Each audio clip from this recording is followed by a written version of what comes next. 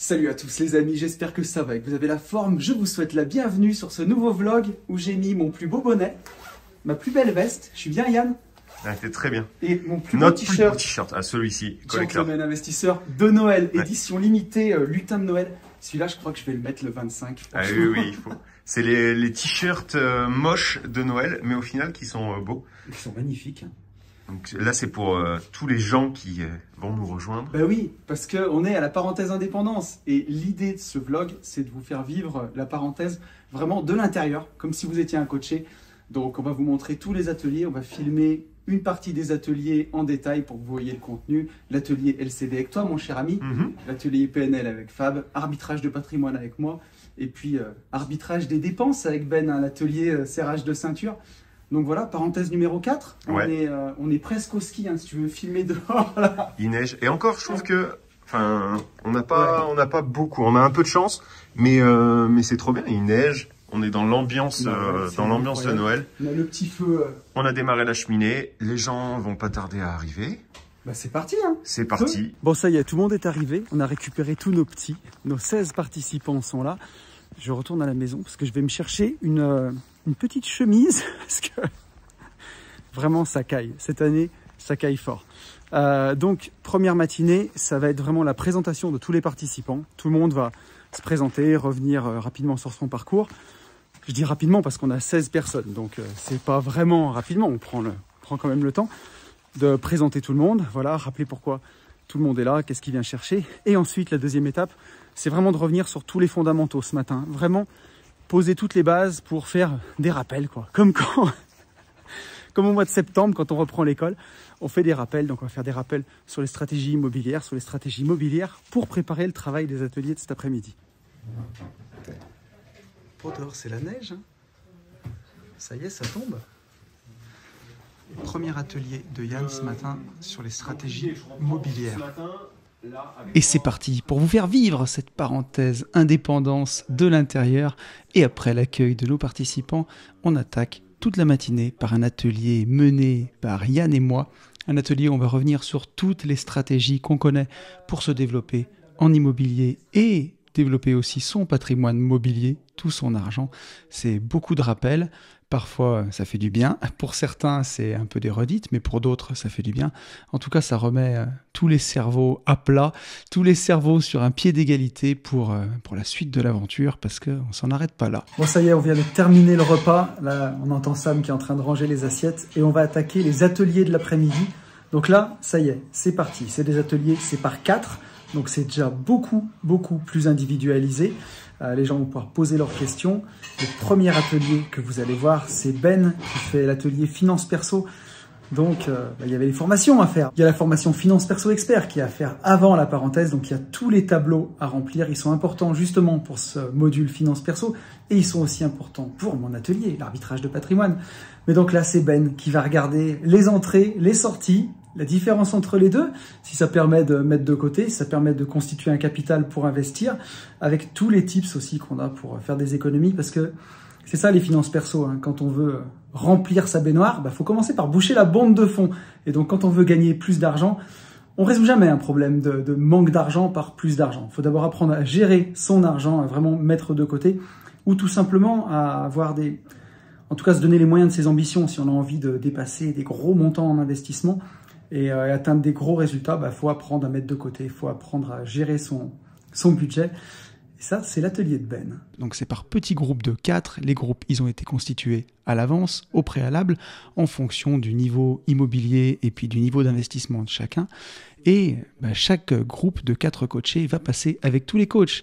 Avec Benjamin, Ben qui fait un atelier finance perso et qui parle aussi de marchand de biens.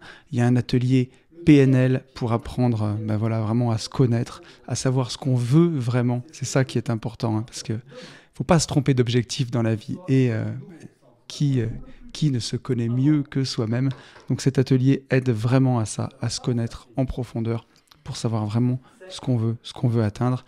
On a un atelier LCD animé par notre Yann. La LCD aujourd'hui, c'est une de nos méthodes reines pour faire exploser notre cash flow.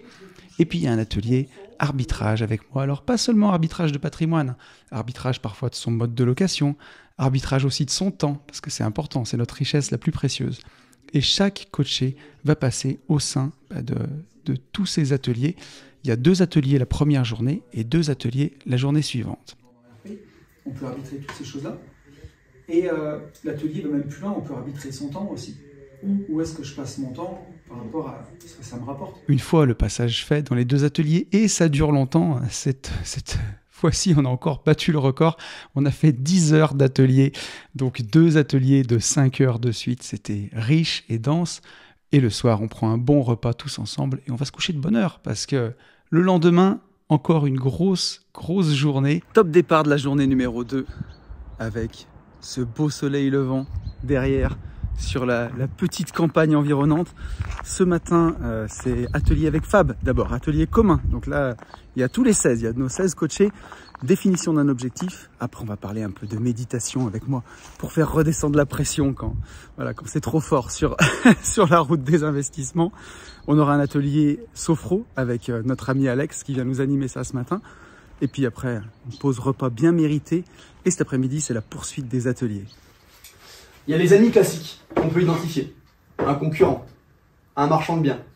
On attaque tout de suite par un atelier de Fabien, un atelier de Fab qui nous présente comment définir un objectif et surtout comment l'atteindre. C'est vraiment un atelier qui est très important, encore une fois, pour pas se tromper d'objectif et surtout pour arriver à atteindre ce qu'on veut. Parce que c'est ça aussi le but de la parenthèse indépendance, c'est de clarifier nos objectifs pour la suite, avoir une vraie feuille de route et y arriver, aller jusqu'au bout. Ensuite, je vous anime un atelier méditation, un atelier qui pour moi est aussi très important. C'est une pratique qui m'a aidé à traverser les moments difficiles. C'est une pratique qui permet d'améliorer sa concentration. C'est aussi une pratique qui permet d'augmenter son intuition. Et ça, c'est très important. Et pour finir la matinée, c'est Alexis qui nous rejoint. Alexis qui nous fait un atelier sur la sophrologie et la visualisation, un atelier très important qui a eu encore beaucoup de succès cette année. Et voilà, un atelier qui est incroyable. Alexis a lui-même un parcours incroyable et c'est très inspirant. Allez, on va profiter de l'atelier d'Alexis pour sortir un moment dehors. Il fait froid, j'ai mis ma petite laine pour qu'on puisse discuter un petit peu ensemble. J'avais envie de vous parler de l'esprit de Noël. Ça, c'est quelque chose qui est important. C'est quelque chose qu'on cultive ici à la parenthèse. Vous l'avez vu, on a fait faire des beaux t-shirts de Noël couleur vert lutin. Ce soir, c'est repas de Noël à la parenthèse. Petit velouté de potiron, truffade et pour finir, crumble aux pommes. Le tout arrosé du bon vin de Clément, qui est vigneron, qui est participant de la parenthèse, qui nous a amené du vin, qui nous a fait une dégustation. Donc c'est vraiment des super bons moments. Et je trouve que c'est important de cultiver cet esprit de Noël et je vais vous en parler, vous allez voir. Je vais vous faire un beau parallèle avec l'investissement parce que c'est important. Je ne sais pas pour certains d'entre vous, mais en tout cas moi, quand j'étais dans ma magnifique rat race, pour moi l'esprit de Noël était au dernier moment, quoi. Et je commençais à y penser limite le 24 au matin. J'avais jamais le temps de faire mes cadeaux, j'étais tout le temps dans le rush et je me disais chaque année, cette année, l'esprit de Noël, je ne le sens pas, l'esprit de Noël, je le vis pas, je ne ressens pas tout ça. Et tout ce que j'aimais quand j'étais plus jeune, parce que moi j'ai toujours adoré l'esprit de Noël, j'ai toujours aimé ça, et tous les gens aiment ça. Et pareil, quand on a des enfants qui sont petits, ça nous pousse aussi à cultiver l'esprit de Noël pour eux, souvent. Mais parfois, quand les enfants grandissent ou quand on est adulte, on a l'impression des fois que cet esprit de Noël est plus trop là. Et nous, justement, je disais, on le cultive à la parenthèse, parce que l'esprit de Noël, il se provoque. Ça veut dire que si tu arrives au 1er décembre et que tu ne ressens pas cet esprit de Noël, c'est à toi de prendre ta responsabilité. C'est à toi d'aller acheter un sapin, de le mettre dans la maison. Et puis quand tu vas ouvrir les boîtes de décors, les boules, les guirlandes, l'esprit de Noël, il va revenir tout seul. C'est à chaque fois un bon moment de famille qu'on partage. Quand on commence à décorer le sapin, c'est trop bien. Et cette effervescence, elle se crée là. Tu vois, nous, on a regardé le film de Noël absolu, Maman, j'ai raté l'avion, avec les enfants. Alors, on a tous passé l'âge, mais qu'est-ce que c'est bon, cette petite Madeleine de Proust, de se remater ce film en famille, on a rigolé. Et ça, c'est les trucs qui nous remettent dans l'esprit de Noël. J'ai fait ça le week-end dernier. Là, à la parenthèse, on a les t-shirts de Noël. Ce soir, on fait le repas de Noël. Et c'est comme ça qu'on cultive cet esprit de Noël. Parce que si chaque année, tu te plains et que tu dis « Ah, je ne ressens pas trop l'esprit de Noël cette année », mais que tu ne le provoques pas, ça n'arrivera jamais. C'est à toi de le provoquer, cet esprit de Noël. C'est à toi de t'y prendre à l'avance pour faire tes cadeaux, de chercher à faire plaisir aux gens. Et c'est ça qui te rendra heureux aussi en faisant plaisir à tes invités ou à ta famille. Et ça, c'est vraiment important. Et finalement, c'est exactement la même chose pour les invests. Vous allez voir le parallèle. Parce que combien de personnes on a dans les podcasts, combien on a qui nous écrivent, combien on a de coachés qu'on voit en live, ou de personnes, même juste, tout simplement de personnes dans la vraie vie, qui nous disent « Ah non, mais cette année Tony, c'est pas le bon moment pour investir, c'est pas le bon moment pour moi, parce que, tu vois, j'ai demandé mon augmentation, mais je ne l'ai pas eu, parce que, tu vois, ma voiture, elle a cassé, il a fallu que je la change. Bah là, on vient de changer de maison, il faut qu'on finisse la salle de bain, donc c'est pas le moment. Bah là, on vient d'avoir notre deuxième enfant, donc c'est pas le moment. » Et finalement, c'est jamais le bon moment pour investir. Et tu ressens jamais cet esprit d'investisseur qui devrait t'habiter pour tes investissements, tu ne le ressens pas. Et finalement, comme l'esprit de Noël, c'est à toi de le provoquer. Parce que je te rassure, pour l'investissement, ce ne sera jamais le bon moment. Il y aura toujours un truc au moment de mettre de l'argent de côté pour constituer ton apport pour un bien immobilier, au moment d'acheter tes ETF. Il y aura toujours quelque chose. Il y aura toujours quelque chose pour te détourner. Il y aura toujours une sortie, un anniversaire à fêter qui va manger ton investissement mensuel. Il y aura toujours quelque chose. Donc c'est à toi de le provoquer. Hein. Comme le fait d'aller se discipliner pour acheter un sapin, sortir les décorations de Noël ou mater Maman j'ai raté l'avion et que l'envie vienne en faisant et que cet esprit on le cultive. Là, au moment où on enregistre ce vlog, si je ne dis pas de bêtises, nous sommes le 7 décembre et j'ai déjà l'esprit de Noël en moi et Yann aussi. Et Yann est en pull de Noël. Il a des pulls de Noël qui sont de toute beauté. Et donc voilà, mais en tout cas, on cultive cet état d'esprit et on cultive aussi l'état d'esprit d'investisseur parce que, je te rassure, ce ne sera jamais le bon moment pour investir. Donc, le bon moment, c'est maintenant. Et c'est à toi de prendre cette décision, de te discipliner et de t'offrir ce moment-là pour te mettre dans cet état d'esprit d'investisseur. Ça peut être de regarder les vidéos de tonton, par exemple, pour se mettre dans l'investissement. Ça peut être d'écouter des podcasts, ça peut être plein de choses. Et ensuite, ouvrir ton PEA, par exemple. Commencer à créer tes alertes sur le bon coin pour aller commencer à foncer en visite. C'est prendre un rendez-vous pour une visite. C'est vraiment ça, c'est par ces petites actions que ça commence. Et une fois que tu auras initié ce changement, une fois que tu auras démarré ces premières actions, c'est un cercle vertueux. C'est valable pour les gens qui débutent, mais c'est aussi valable pour les gens qui ont beaucoup investi, qui arrêtent et qui ont besoin de s'y remettre. J'ai eu un coaché récemment comme ça qui a beaucoup investi dans la période 2017-2019 et qui après n'a plus rien fait. Et il a du mal à s'y remettre et il me dit « je ne ressens plus l'étincelle, je ne la sens plus, elle ne vient plus ». Mais c'est même limite comme dans ton couple. Si tu attends l'étincelle, si tu ne provoques pas ces petits moments où tu vas te retrouver, un petit resto, une petite attention, tu peux attendre longtemps en fait. Donc c'est à toi de te mettre dans cet état d'esprit-là. Donc recommence à écouter des podcasts, recommence à visiter. Et tu vas voir que l'envie, elle vient en faisant.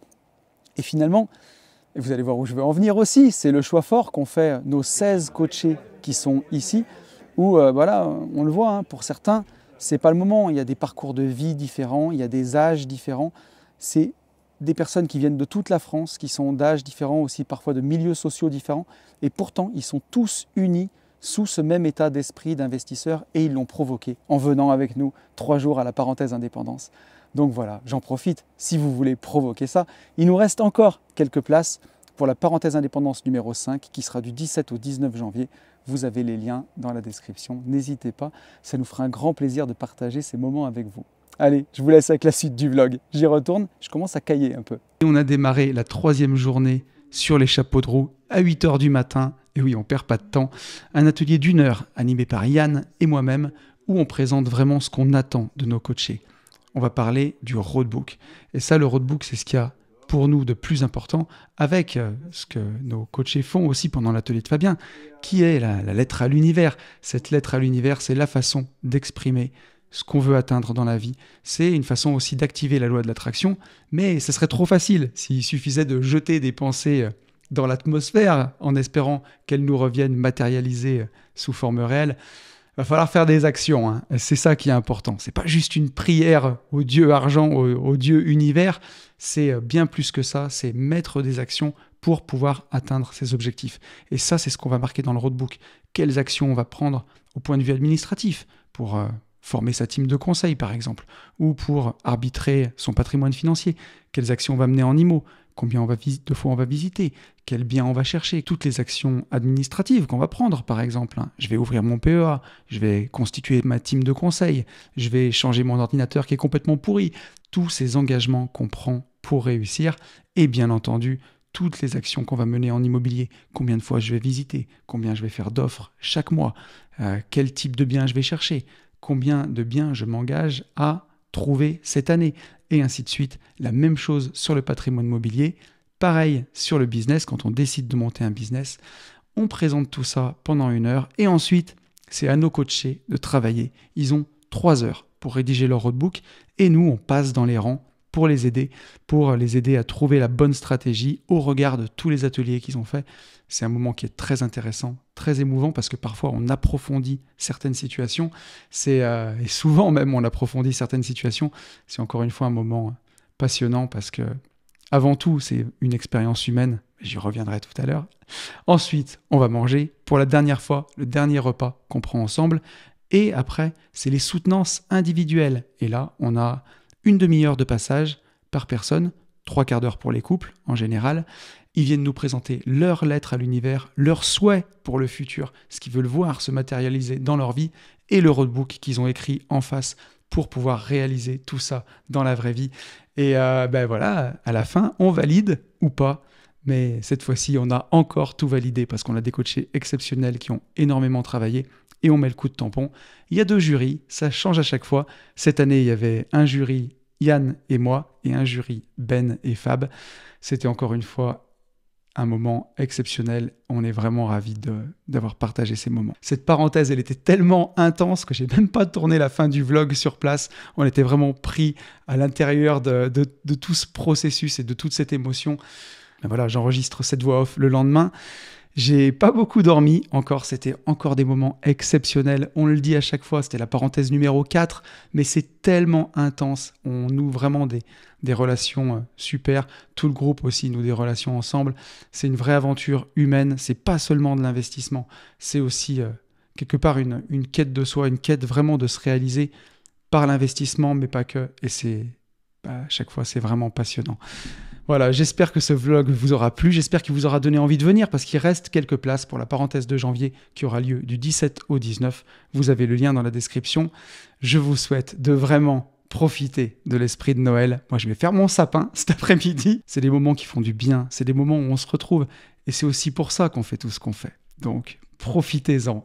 Quant à moi, je vais vous laisser. Vous pouvez mettre un petit commentaire pour le référencement, ça fait toujours plaisir. Un petit pouce. N'hésitez pas à vous abonner, activer la cloche, tous les trucs de youtubeurs.